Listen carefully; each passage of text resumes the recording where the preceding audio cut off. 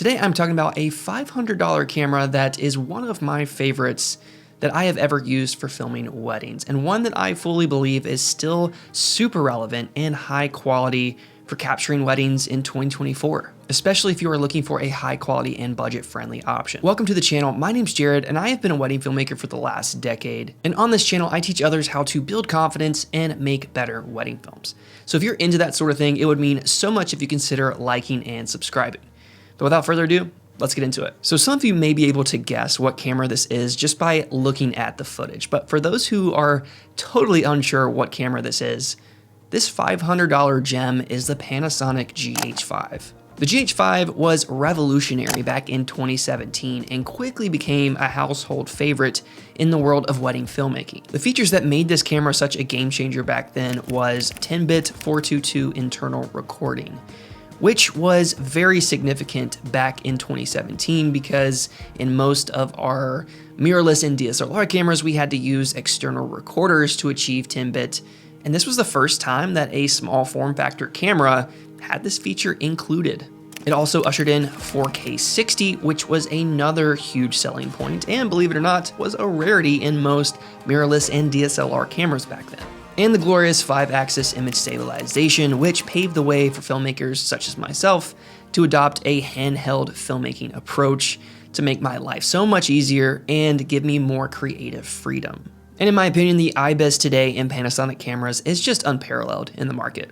It also came equipped with professional video tools like waveform monitoring, LUT support, vector scope, and anamorphic mode, making this such a versatile solution for wedding filmmakers. And my absolute favorite is the dual SD card recording, which again was such a prominent feature back then because a lot of us as wedding filmmakers really wanted redundancy.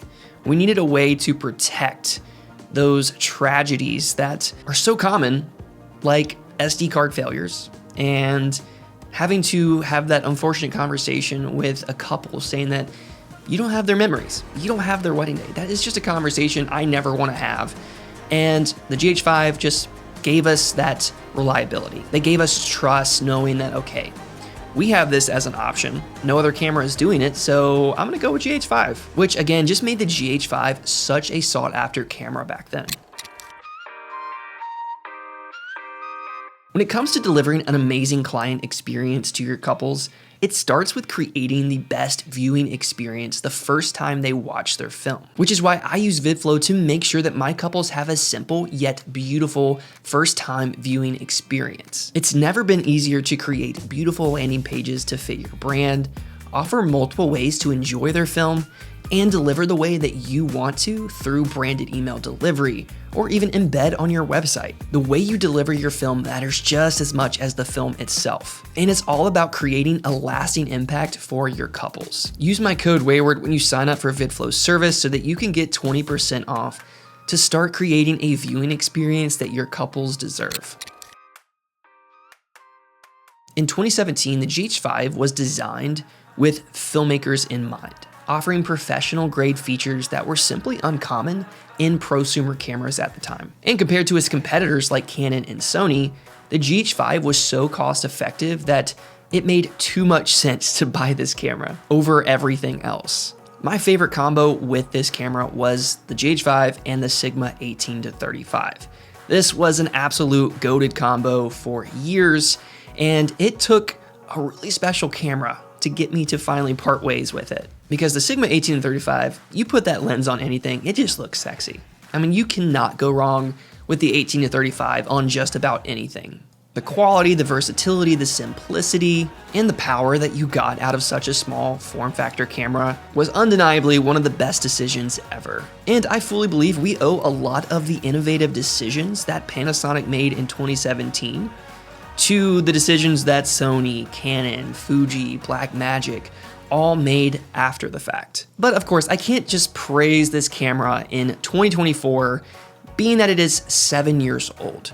And no camera is perfect, so it is responsible of me to talk about why the GH5 might not be a good fit for you. So the first downside to the GH5 is gonna be its autofocus performance, or lack thereof. Compared to other cameras on the market today, this feature is just not reliable and honestly shouldn't be expected when you buy this camera. If autofocus is a must-have for you, I would definitely lean towards some of the newer models out in the market today. Next is the low light performance. Now, being a micro four thirds camera, especially in 2024, it's hard for these little guys, all right? They're competing with some top contenders out there, some heavy hitters. And this camera just simply struggles to perform in low light conditions, especially compared to full frame cameras like the A7S III and the FX3. When it comes to battery life, the battery life was decent, and I feel like it's more common with most of the cameras that we have today, and most of us are usually mounting a V-mount system on our cameras to extend the battery life and get longer run times so that we don't have to worry about constantly changing batteries. So the battery life isn't much of a concern in my opinion, because the biggest concern really is the technological advancements now in 2024. Like I mentioned, this camera is 7 years old, and there has been some insane camera advancements since then. With most cameras, you have much better dynamic range, enhanced stabilization, even though arguably the GH5 is still really good at image stabilization, higher resolution sensors that are now affordable at lower price tags, and with most camera buying decisions. It really is just about what's best suited for you and your needs currently. Now, I wouldn't sleep on the GH5 if I was brand new to wedding filmmaking and I didn't have a ton of money to throw at a new system.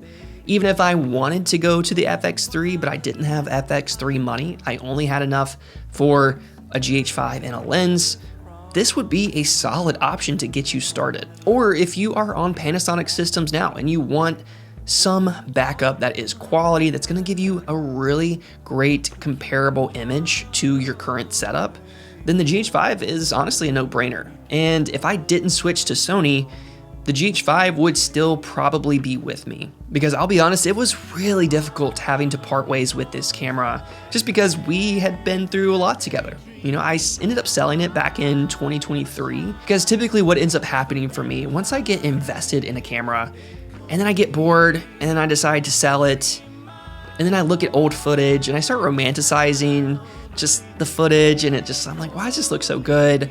I miss this camera now, should I buy it again? I don't know why that ends up happening. I'm sure some of you could relate to that. I tend to romanticize a lot of things in the past that at the time weren't something I should romanticize.